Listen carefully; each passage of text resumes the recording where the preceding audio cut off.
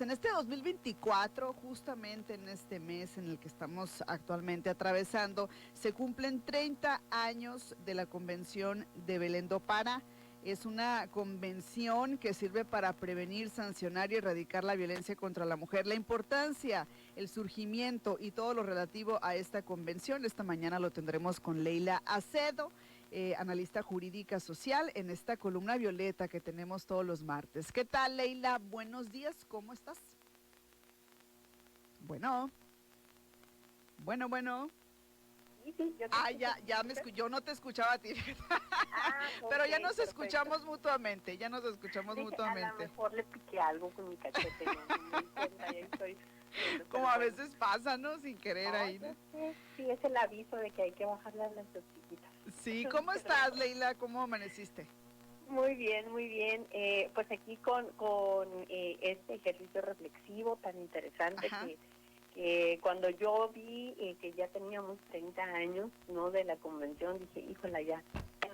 Se nos va muy rápido todo el tiempo, ¿no? Uh-huh. Parece sencillo, pero en realidad no lo es, ¿no? Y bueno, pues precisamente la convención tiene su nombre porque ahí fue firmada esta convención el 9 de junio de 1994. Fue firmada en una ciudad brasileña denominada Belém, estado de Pará. Entonces es por eso la pronunciación, que en realidad es otra forma de denunciar a la Convención Interamericana para prevenir, sancionar y erradicar la violencia contra la mujer, ¿no?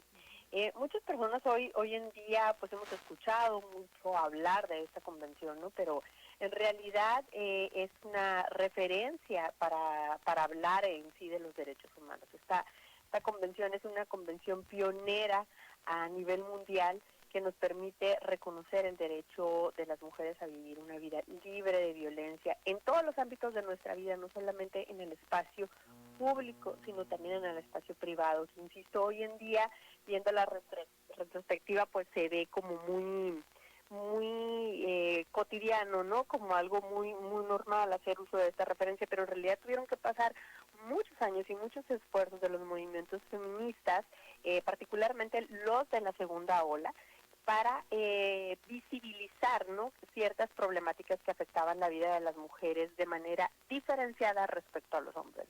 Uh-huh. También esa convención permitió poner un foco en la agenda pública, si le quieres llamar así, sobre ciertos temas que antes eran considerados precisamente parte de que se resolvían, digamos, en la esfera privada, ¿no? Como lo es precisamente la violencia familiar o la violencia en pareja. Haciendo uso precisamente de este lema que se adaptó, digamos, en la segunda ola del feminismo. Lo personal también es político, ¿no? Las organizaciones de mujeres impulsaron en el debate internacional la necesidad de reconocer la violencia de género como un problema público que requería una intervención precisamente del Estado, ¿no? Y fue por medio de esta convención, ¿no?, en la que se establece un piso común sobre lo que se entiende la violencia de género, ¿no? Pero ¿de qué manera nos ha ayudado, digamos, reconocer o adherirnos a esta convención? En primer lugar, a lo largo de todo este tiempo nos ha permitido ponerle nombre a ciertas conductas que antes no tenían nombre, ¿no? Como la propia violencia de género, entender que hay diferentes tipos y modalidades de violencia de género. Nos ha permitido reconocer en sí que hay un tipo de asesinato diferenciado hacia las mujeres y que necesita un nombre especial para denominarlo, ¿no? Como es el feminicidio.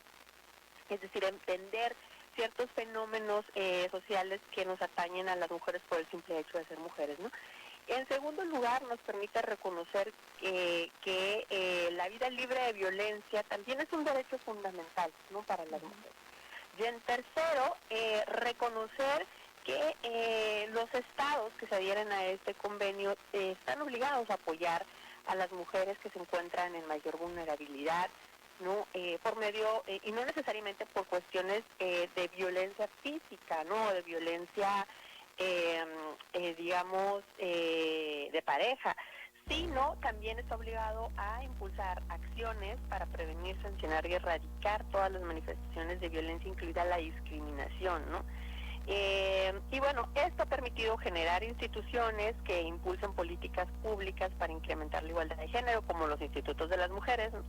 En donde, entre otras cosas, pues su función principal es establecer políticas públicas para incrementar la autonomía de las mujeres. Se han hecho programas de microcrédito para jefas de familia, ¿no? Se han robustecido el marco legislativo, esto para reconocer violencias y sancionar. Ahora, ¿cuáles son los retos a 30 años de la Belén do Pará, ¿no?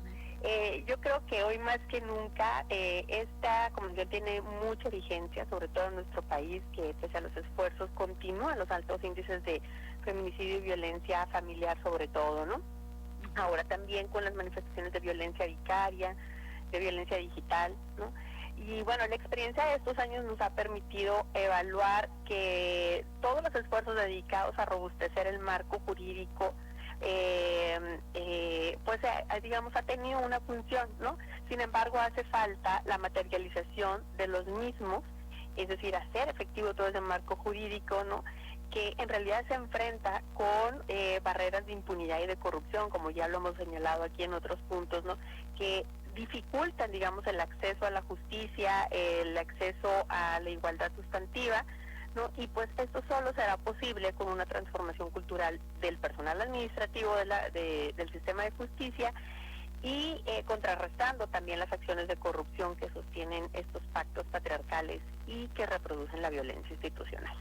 Ok, Leila, a 30 años, ¿cómo ha sido la participación de México en esta convención? ¿México ha formado parte desde un principio de esta convención? Sí, México se adherió, digamos, junto con otros países de América Latina en los 90, ¿no? Que fue cuando tuvimos este boom también de las organizaciones sociales que hicieron como cierta presión de todos los partidos políticos también, políticas de todos los partidos políticos, perdón. Y poco a poco, digamos, ha ido pues como una montaña rusa, ¿no? A veces ha habido retrocesos, a veces en las evaluaciones que se le han hecho a la convención.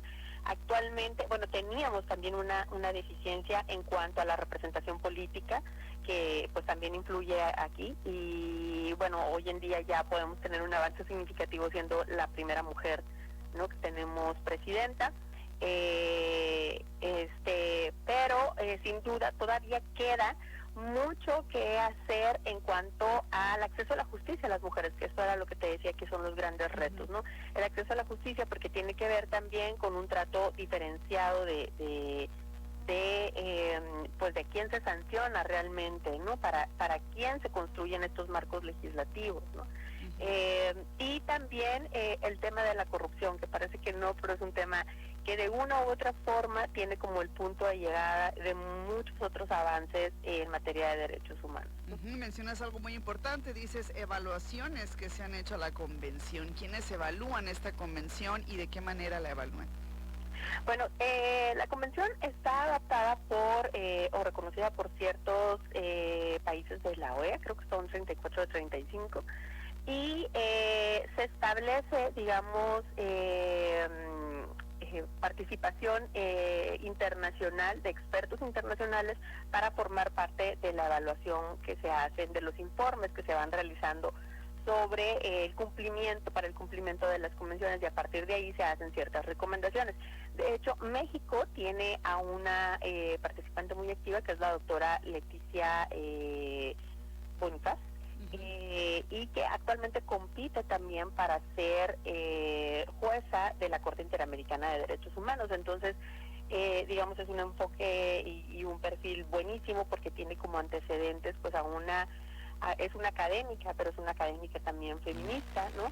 Y a partir de ahí, de este núcleo de expertos, digamos, se van haciendo evaluaciones con estándares o con indicadores para el cumplimiento precisamente de los puntos establecidos en la convención, y ahí van haciendo recomendaciones para los países de manera puntual, ¿no?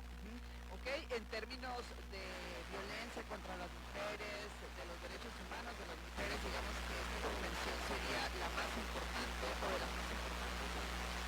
Sí, esta es la principal convención, digamos, es interamericana, pero en realidad también tiene una relevancia, ¿no? Un impacto a nivel internacional, y la idea es que de aquí se vayan dictando, y así se ha hecho históricamente, ciertas directrices o ciertas pautas a los países para que vayan pues eliminando, digamos, estas prácticas de violencia y hacia las mujeres. Pues muy interesante, entonces yo había escuchado hablar sobre la misma, pero fíjate, me llamó la atención cuando vi el tema, 30 años, rapidísimo se nos va el tiempo, Leila, y muchísimo entonces que hablar sobre este tema. Si no existiera, Leila, esta convención desde tu punto de vista, los avances en estos temas hubiesen sido mucho más lentos. Sí, sin duda, porque los mecanismos del derecho internacional, como la adhesión, por ejemplo, de ciertas convenciones, permite y obliga también, más bien obliga a los países a trabajar en aras de los compromisos firmados, ¿no? Y eso hace más viable que las organizaciones de la sociedad civil, los partidos políticos o la academia pueda demandar de manera más efectiva la falta de cumplimiento de esa convención, ¿no? Entonces, si no la tuviéramos, digamos que el camino hubiese sido más sinuoso, no tal vez no imposible, no, pero sí hubiese sido más complicado. Ahora, por otro lado, no significa que el Estado adherente tenga que cumplir, digamos, limitadamente al pie de la letra lo que dice la convención, no. La convención marca una ruta sobre lo que se debe de hacer, lo recomendable, pero si el Estado, en este caso el Estado mexicano, quiere, digamos, adelantarse, quiere innovar con ciertas acciones afirmativas que al final de cuentas vayan en pro del objetivo de esta convención, pues muchísimo mejor, porque va generando buenas prácticas, guías para otros estados, ¿no? En ese sentido, México sí ha sido innovador, pero solo, digamos, en el ejercicio de los derechos político-electorales, ¿no? No ha sido un eje, digamos, o de guía o de luz, principalmente para el tema del acceso a la justicia, ¿no? Por ejemplo, tuvo que pasar una madre como es Irinea Buendía, ¿no? Recurrir a la Corte Interamericana para que el Poder Judicial entendiese que se necesitaba, el Poder Judicial, pero también las fiscalías, entendiesen que se necesitaban construir investigaciones con un enfoque de género, ¿no?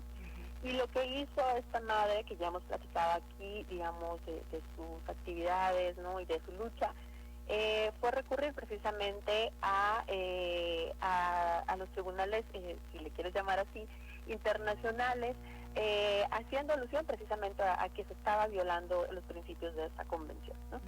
Entonces, al final de cuentas es un trabajo que queda preponderantemente para la población, ¿no? Estar demandando el cumplimiento de estas convenciones, pero sin duda es un marco guía que permite pues dar pasos pues más seguros, ¿no?